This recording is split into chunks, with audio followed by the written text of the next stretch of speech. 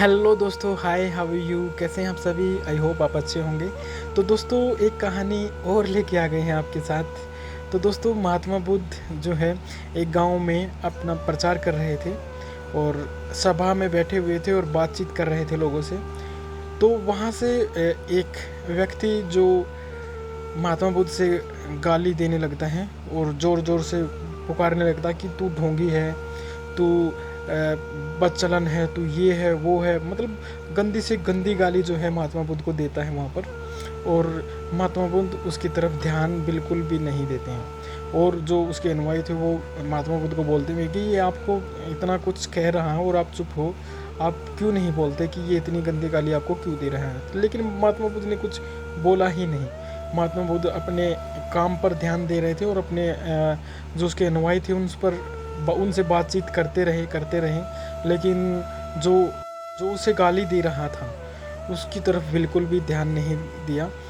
जो वो गाली दे रहा था उसको और दुख होता है कि ये मेरी बातों का जवाब क्यों नहीं दे रहा है। वो और गंदी से गंदी गाली देने लगता है महात्मा बुद्ध को और ऊंची ऊंची आवाज़ में चिल्लाने लगता है कि तू ढोंगी है, तू ये है, तू वो है, तूने लोगों के घर बर्बाद किए हैं। मतलब गालियाँ और अपशब्द बोलता जा रहा था। लेकिन महात्मा बुद्ध ने उसका जवाब पलट कर नहीं दिया और वो अपने अनुयायियों के साथ बातचीत करते रहे। लेकिन जब वहाँ पर वो सभा ख़त्म करने पर जब महात्मा बुद्ध आगे निकलते हैं और निकल जाते हैं उस गांव से, तो 1 महीने के बाद वही व्यक्ति जो महात्मा बुद्ध को गाली दे रहा था महात्मा बुद्ध से मिलता है और आकर चरणों में पड़ जाता है। तो महात्मा बुद्ध कहते हैं कि आप कौन हैं, कहाँ से आए हैं और आपको क्या चाहिए। लेकिन वो व्यक्ति क्षमा प्रार्थी था और जो है क्षमा मांगता है कि मुझे माफ़ कर दीजिए प्रभु, मैंने आपको इतने अपशब्द बोले और इतना कुछ कहा और आपने पलटकर एक शब्द भी मुझसे नहीं बोला।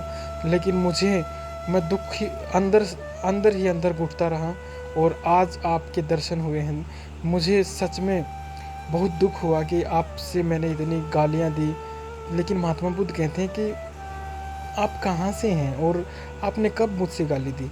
लेकिन वो जिसने गाली दी थी वो बताता है कि आप उस गांव में आए थे और उस गांव में मैंने आपको इतने अपशब्द, इतनी गंदी बातें जो है बोली थी।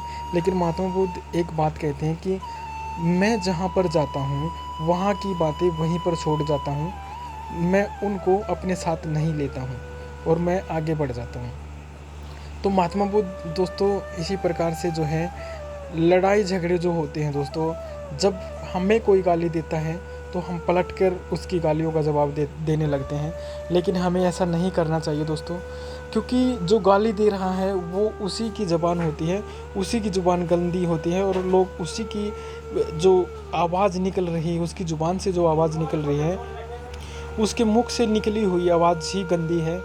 लेकिन उसका स्टेटस जो है वो लोग पहचान जाते हैं कि इसका मुख से जो निकलने वाली जो बातें हैं वो कैसी हैं और उसके व्यवहार को भी पहचान लेते हैं लोग। लेकिन महात्मा बुद्ध कभी भी पलट के जवाब नहीं देते हैं और यही दुख वो झगड़ा मिटाने का कारण है दोस्तों।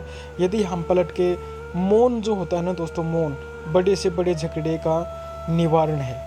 आप चुप रहें, यदि आप दूसरा कोई हम पे गुस्सा हो रहा है तो आप चुप रहें दोस्तों, वहाँ पर कुछ ना बोलें, तो बड़े से बड़ा झगड़ा जो है ख़त्म हो सकता है। इस बात का ध्यान रखें और महात्मा बुद्ध ने भी इसी बात को अपनाया और वहाँ पर चुप रहे और आगे बढ़ गए।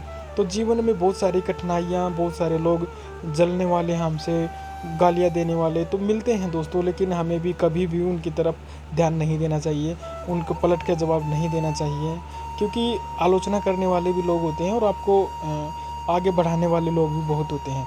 इसी प्रकार से ये कहानी से हम ये समझते हैं कि हमें इन छोटी छोटी बातों पर ध्यान ना देते हुए हमें आगे बढ़ जाना चाहिए दोस्तों। वीडियो अच्छी लगी तो दोस्तों लाइक करना, शेयर करना, सब्सक्राइब करना है। तो मैं हूँ आपका दोस्त मिस्टर होस्ट नरेंद्र कुमार। तो थैंक यू सो मच दोस्तों।